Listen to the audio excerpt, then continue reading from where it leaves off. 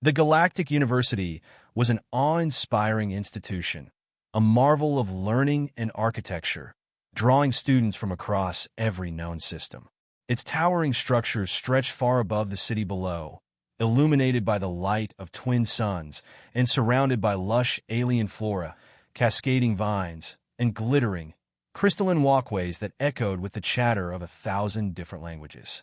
Knowledge, or the pursuit of it, flowed through the air like electricity. Yet for all its alien grandeur, there was a new excitement rippling through the university, a rumor that sparked curiosity, skepticism, and even fear. For the first time in its millennia-long history, the Galactic University had invited a professor from Earth. Earth? A Deathworld? A human? These words, shared in hushed tones, floated through the corridors. Humanity was known throughout the galaxy, but it wasn't well understood. Earth was classified as a Category 5 Death World, a designation reserved for planets so hostile that even advanced species dared not explore them lightly. Humanity's reputation had grown not from its accomplishments in interstellar travel or diplomacy, but from stories, rumors of their uncanny ability to survive and thrive in a world filled with deadly creatures, volatile environments, and unpredictable natural phenomena. It was a reputation that had fascinated and terrified the galaxy in equal measure. But now Professor Alex Moran, an Earth native, was here. Rumor had it that he'd been asked to share Earth's survival lessons with the student body, a term that no one seemed to fully understand. For some students, the idea of learning from a human was unsettling. For others, it was an opportunity to understand how Earth's strange evolutionary pressures had shaped such a resilient, clever, and potentially dangerous species. Clara, a young and ambitious Aurelian, couldn't wait. She was known as something of a thrill seeker, a student who excelled in any subject that involved risk and adventure. To her, the idea of studying under a human, especially one who had survived Earth's notorious dangers, was a challenge she couldn't resist. Her friends were a little less enthusiastic. Zook, a sharp-minded Ivorian, had always approached things cautiously, priding himself on his logical thinking and careful decisions. Then there was Rish, a hulking Noctari with skin like leather and strength that made him an intimidating sight. His species was known for its raw power and resilience, and he wore his strength like a badge of honor. As the trio made their way to the lecture hall, Clara was practically bouncing with excitement. "Can you believe it?" she exclaimed, her eyes wide. "A human! An actual human! I can't wait to see what they're really like." Zook shifted nervously, his feathers ruffling slightly. "I don't know if this is such a good idea. Deathworld species are unpredictable, and humans, well, they've been known to be adaptable in unsettling ways." Rish gave a low chuckle, crossing his arms over his massive chest. "Humans might be cunning, but they're not warriors. I don't think they can teach us much about real strength." They entered the lecture hall, which was already filled with a diverse array of students, each more curious than the last. Conversations echoed through the room, speculations about what kind of lessons a human could offer. Then, abruptly, as silence fell, the doors at the front of the room slid open, and Professor Alex Moran entered. To the students' surprise, Moran looked ordinary. He was tall, but not imposing, with short dark hair flecked with gray and a steady, unassuming gaze. His eyes, however, held a depth that was difficult to describe, as though they had seen far more than he would ever say. "Welcome, everyone," he began, his voice calm, but carrying a surprising authority. "I know why most of you are here. Curiosity, right? You've heard the rumors about Earth, about its dangers, its unpredictability. You've probably wondered, how could such a place give rise to a species capable of reaching the stars?" He paused, letting his gaze settle on each student. "Today, I'm not here to just talk about Earth. I'm here to teach you about survival, what it means to thrive in a place that challenges you at every turn, to adapt, to become strong enough to live where no one else can. I promise you this will not be a passive learning experience. This is a subject that requires participation." The students exchanged glances, a mix of excitement and trepidation flashing across their faces. Without further delay, Moran pressed a button on his lectern, and the room transformed. Holographic projectors activated, filling the room with a vivid simulation of Earth's environment. A dense, wild jungle filled with sounds and sights so lifelike that the students could almost feel the humid air on their skin. Lesson 1. Adaptation in a hostile environment, Moran announced, gesturing toward the scene around them. On Earth, survival means understanding every part of your environment.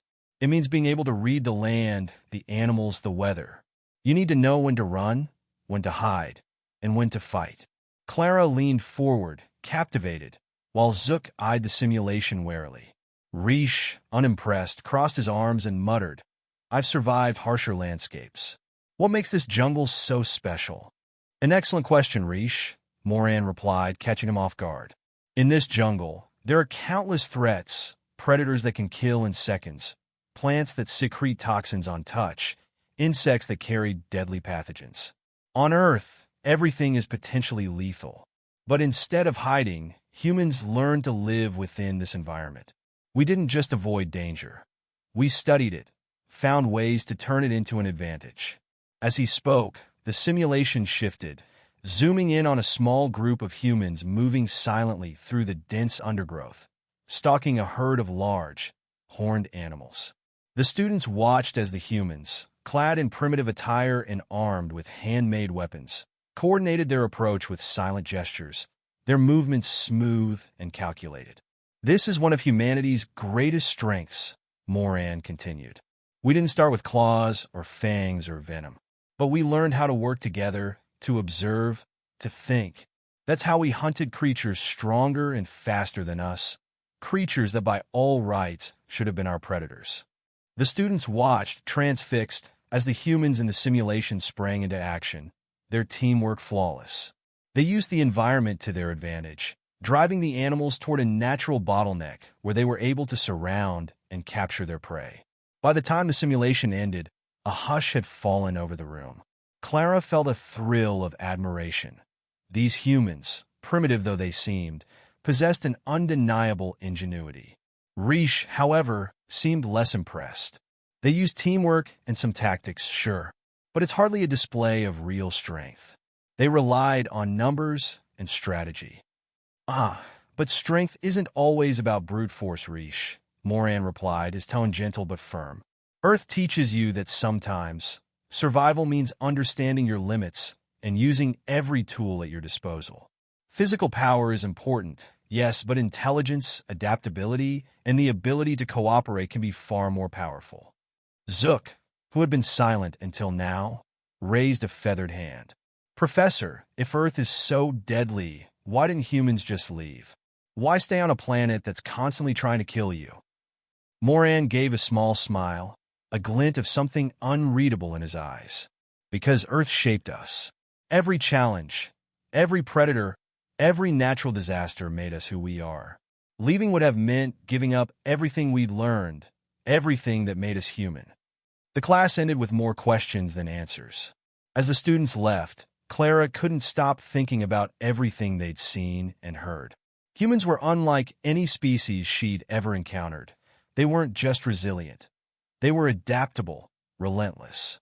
They had survived a world that most beings would have avoided at all costs, and they had done it by becoming stronger, faster, and smarter than anything that threatened them. Clara, Zook, and Riche walked back in silence, each deep in thought. Finally, Clara spoke, her voice barely above a whisper. "If this is just the first lesson, what else could humanity possibly have learned from a place like Earth?" Neither Riche nor Zook had an answer, but as they walked, each felt a growing unease and excitement, a sense that whatever secrets humanity held, they would be both extraordinary and terrifying to learn. The following week, the students returned to Professor Moran's class with a new sense of anticipation and a subtle undercurrent of fear. The first lesson had shaken many of them. Earth was no longer just a name in the galactic records. It was now a tangible, hostile world, one that demanded respect. Each student felt a strange, lingering awe for humans, a species they had once dismissed as primitive and impulsive. As the students filed in, Clara noted how much quieter they were, as if somehow talking too loudly might summon the dangers of Earth itself. She glanced at her friends, Rish and Zook, and noted the same unease in their eyes, though Rish tried to hide it behind his usual bravado. When Professor Moran finally entered, the room fell silent.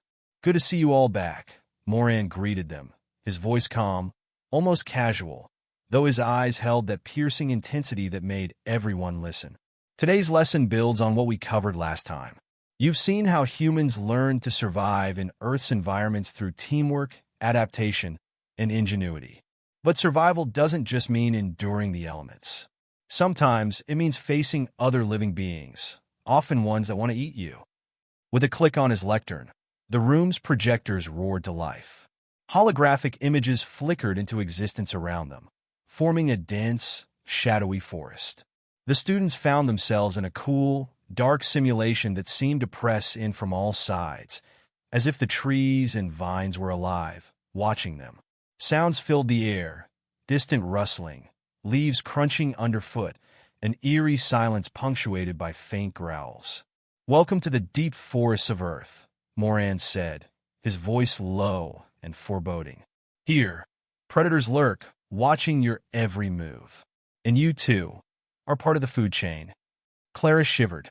The atmosphere was so intense, so lifelike, that she had to remind herself it was only a simulation. Her eyes darted to a shadow moving in the underbrush, just out of sight. Whatever it was big. Moran began to walk them through the simulation, showing holographic images of some of Earth's most infamous predators. The sleek and silent tiger, the relentless pack of wolves, the lurking saltwater crocodile, the giant anaconda, and the sharp-eyed great white shark. Each predator came with its own unique set of strategies and capabilities, each adapted to its environment and the specific challenges it faced. Earth's predators are diverse, Moran explained. They evolved to hunt, each in their own unique way. Some stalk and ambush, like the tiger, hiding in the shadows, waiting for the perfect moment to strike. Others, like wolves, hunt in packs, using coordination and strategy to bring down prey larger than themselves. With another flick of his hand, Moran zoomed in on a lone tiger prowling through the dense jungle. Its golden eyes gleamed in the shadows as it moved with perfect silence, muscles rippling under its striped fur. The students watched, entranced, as the tiger approached an unsuspecting deer. In a flash, the tiger sprang, powerful legs propelling it forward, fangs bared, a blur of deadly precision. Rish scoffed, but there was a hint of nervousness in his tone. "So what? It's a predator, a big one. I've faced creatures like that before." Moran glanced at him, a slight smile tugging at the corner of his mouth. "True, but on Earth, humans had to deal with more than just one predator. Our ancestors faced entire ecosystems of creatures just like this, each as deadly as the last. And unlike most species, we didn't just hide or flee." He turned back to the simulation, where a group of humans appeared, moving cautiously through the jungle. These weren't primitive humans either. They were modern, dressed in camouflage and armed with basic equipment. The students watched as the humans approached the tiger's territory, their movements careful and measured, every step quiet. "Humans learn to observe," Moran said, his voice barely above a whisper, as if sharing a secret. "We studied our predators, learned their habits, their weaknesses. When the time came, we didn't just fight, we hunted them." The students watched, spellbound, as the humans set up a trap. Using bait and positioning themselves strategically, they waited for the tiger to approach. When it finally did, one of the humans released a dart, hitting the tiger in a soft, vulnerable area. The tiger roared and staggered, but before it could react, the humans moved in, capturing it without killing. "This," Moran said, "is what sets humans apart.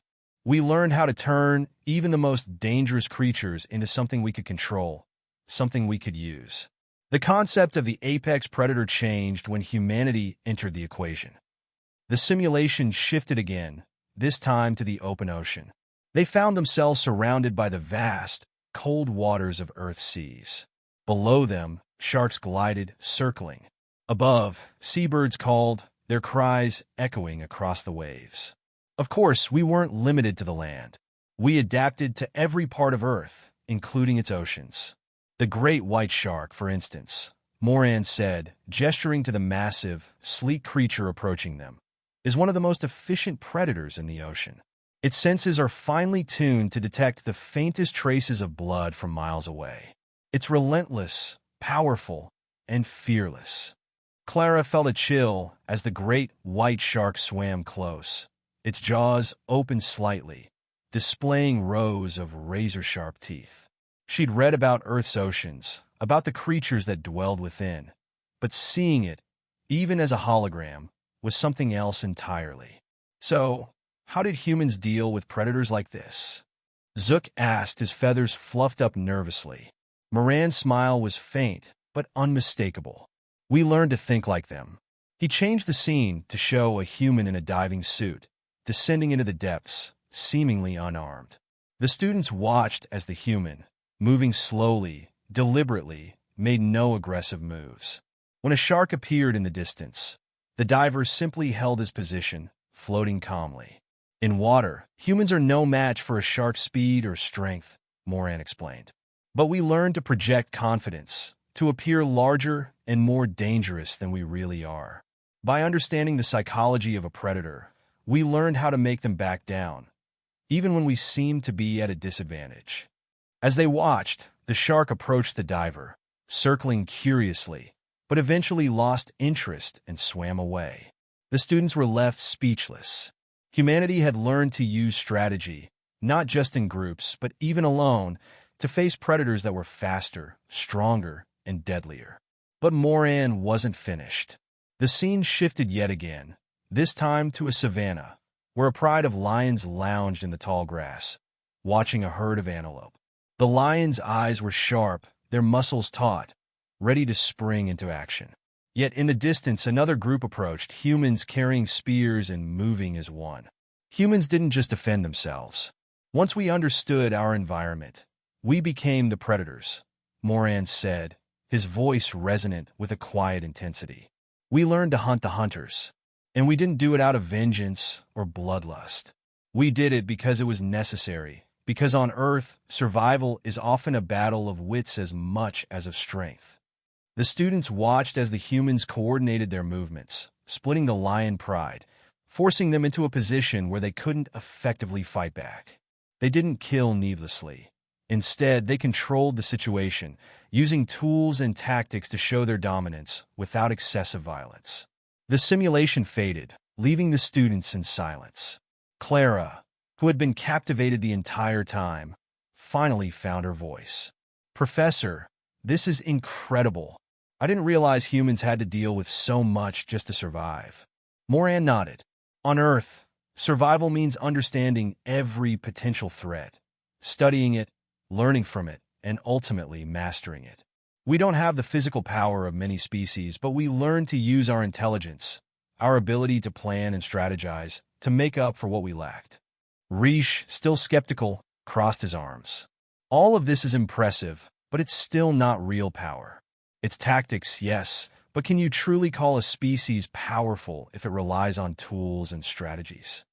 Moran smiled, but this time it was a little colder, a little sharper. Real power isn't just about physical strength, Riche. Real power is knowing when to use strength and when to use your mind. It's about having control over yourself, your environment, and your enemies. He let the words sink in, watching as the students processed everything they'd seen.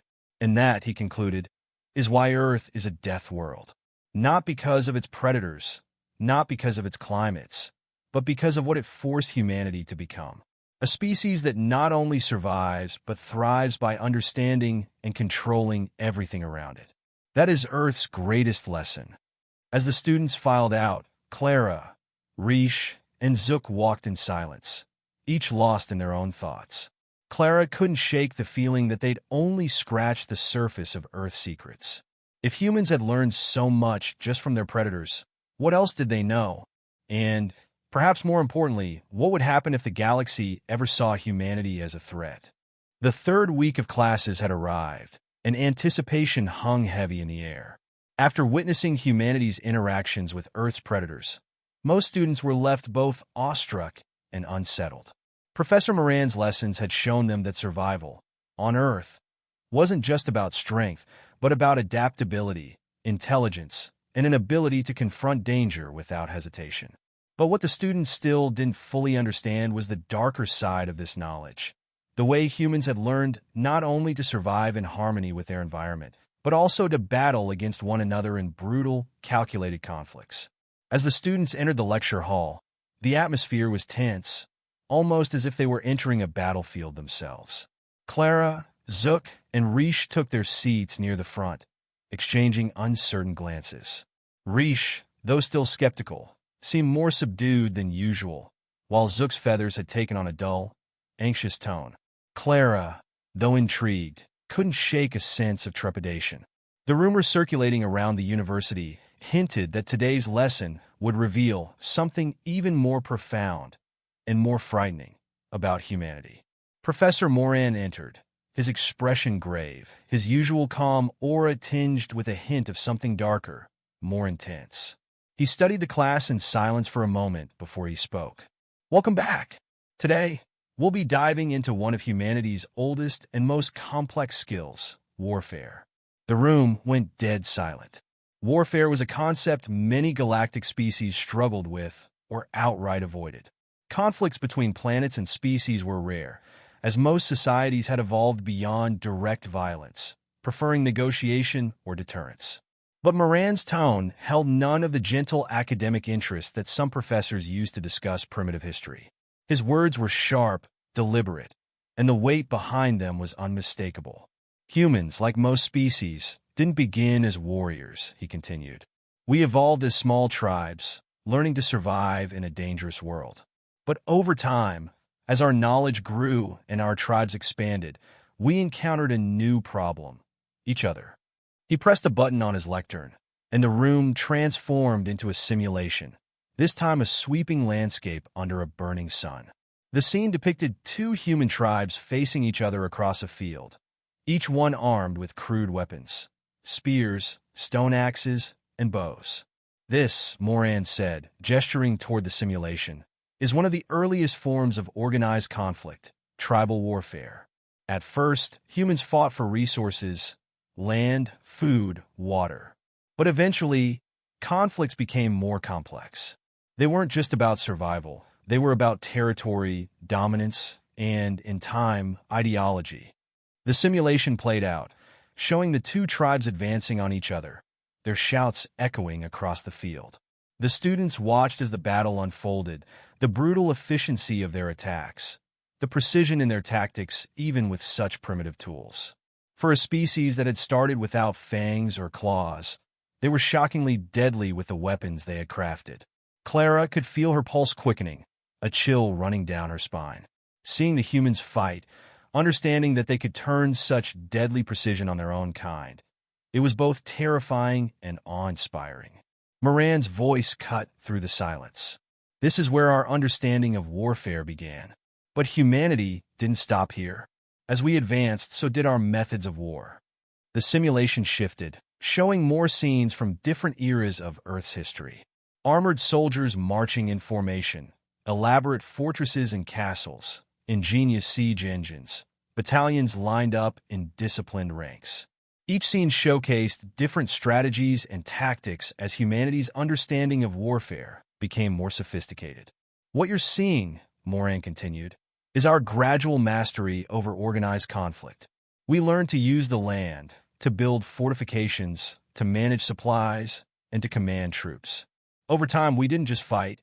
We turned war into an art, one that required planning, strategy, and absolute control. He paused, letting his gaze fall on each student in turn. And in some cases, it meant sacrificing thousands of lives for victory. Reese shifted uncomfortably, his powerful arms crossed tightly over his chest.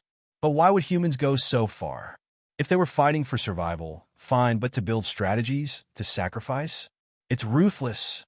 Moran's expression remained unreadable, though there was a shadow in his eyes. Yes, it is ruthless. But on Earth, Sometimes ruthlessness was the only path to victory. When resources were scarce, when enemies were too powerful to defeat head-on, we learned that strategy and sacrifice could mean the difference between survival and extinction. The simulation changed again, and the students found themselves on a high cliff overlooking a narrow pass. Soldiers in gleaming bronze armor stood in formation, their shields locked together, facing a much larger force approaching from the distance. "This is the Battle of Thermopylae," Moran explained. "A legendary conflict where a small group of warriors faced an overwhelming enemy. They knew they couldn't win in a direct battle, so they chose a narrow pass to make the most of their numbers. With superior strategy and discipline, they held off a force nearly 100 times their size for days." The students watched, mesmerized, as the human soldiers held their ground against impossible odds, their discipline unyielding, their strategy impeccable. They fought and fell, but each one went down with a purpose, each loss calculated to buy more time. The larger force was slowed, weakened, their morale shaken. Clara couldn't help but feel a surge of admiration for the humans in the simulation. There was something deeply honorable, almost tragic, in the way they fought, knowing they were outnumbered yet refusing to surrender. On Earth, Moran continued, sometimes survival meant sacrifice. We learned to embrace hardship, to endure pain, and to fight not for ourselves, but for the future. The simulation faded, replaced by a dark, rainy city. Explosions echoed in the distance, and soldiers moved through the rubble, communicating with hand signals as they advanced through a ruined urban landscape. Moran's voice took on a somber tone. Over time, as humanity's knowledge grew, so did the scale of our conflicts. In the 20th century, war evolved into something unimaginable, something that spanned continents, that involved entire nations. This was called total war. Cities, civilians, resources, technology, everything became a part of the conflict. The students were silent, watching the holographic scenes of devastation, entire cities reduced to rubble, civilians huddling in makeshift shelters. It was horrifying, the sheer scale of destruction, the raw power and relentlessness of human warfare. In this era, Moran said, we created weapons capable of unimaginable destruction. Humanity, for the first time, had the power to end life on Earth itself. This was the dawn of nuclear weapons. He pressed a button, and a mushroom cloud erupted in the simulation, a blinding flash followed by a shockwave that swept across the landscape, leaving only desolation in its wake. The students gasped, many of them recoiling in horror. They had heard of such weapons, of course, but seeing it, even as a simulation, was a different experience entirely. Zook's voice was barely a whisper. Why? Why would you create something like that? Moran's face was grim, because by then, the fear of losing had become stronger than the fear of destruction. Humanity had reached a point where the stakes were so high that our very existence was threatened. We created weapons that could destroy entire cities because, to us, survival meant possessing the ultimate deterrent. The simulation shifted one last time. They were now in a command room, surrounded by military leaders making plans, strategizing, mapping out conflicts on a global scale. But there was a difference in the atmosphere, a tension that felt less desperate, more calculated. Eventually, we realized the paradox of power, Moran said, his tone softer now. Humanity's greatest weapon was not in our strength, nor even in our technology, but in our understanding of the consequences. We had learned that true strength isn't just about winning. It's about knowing when not to fight. The hologram displayed a series of peace talks, diplomatic negotiations, scenes of leaders from different nations signing treaties, agreeing to limits on the weapons they had once created to destroy each other.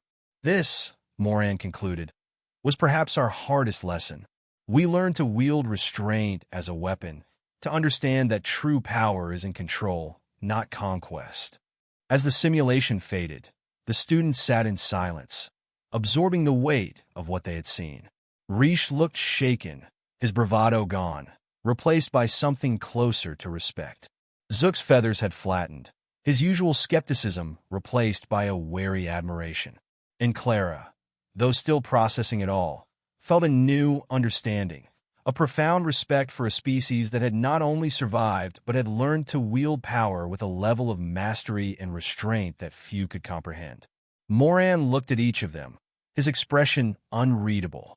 I know some of you may find this disturbing, but remember, humanity's history of war is also a history of learning, of growth. Our greatest strength is our ability to adapt, to learn from our mistakes, to grow stronger, not just in body, but in mind and spirit.